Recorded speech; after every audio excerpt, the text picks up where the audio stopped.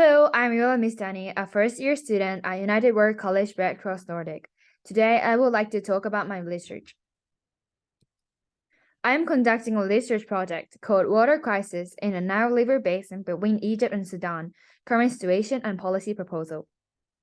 I started studying this topic because in the future, I would like to change a situation where the resources are not distributed fairly and create a world where resources can be used sustainably and impartially. Currently, there are many conflicts over water allocation in international river basins.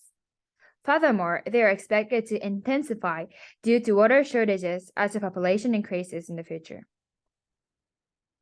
In response to this hazardous situation, it is argued that the existence of water use agreements on international rivers will facilitate cooperation among signatory countries. However, agreements in the Nile River Basin have later been a source of conflict. This is because agreements were designed to meet the objective of protecting the interests of the British colonial power in Egypt. There are two related agreements. The first is the Nile River Diversion Agreement. It effectively established Egypt's sovereignty over the entire Nile River. The second agreement favored Egypt considerably, as it is shown in the diagram. Egypt, which depends on the Nile River for approximately 95% of its water resources, hopes to continue to take advantage of these agreements.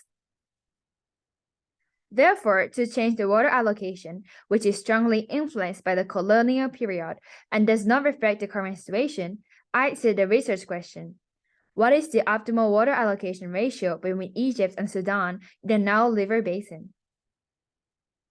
To answer the question, I thoroughly researched the current status of the Nile River and past water treaties.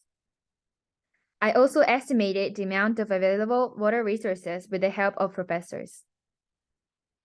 Using the water balance equation, I was able to determine the annual per capita water availability in Egypt and Sudan is about 1126 cubic meters. The amount of water is not sufficient for the population. However, in further research, although the amount of water is strongly influenced by the rainy and dry seasons, I found out that there is a possibility that saving water in dams and other technologies may be effective to solve the water shortage. From now on, I'm going to calculate water sharing ratios, draft a bilateral treaty, and make a policy proposal based on existing water treaties, such as the Convention on the Non-Navigational Use of International Watercourses and the Helsinki Rules.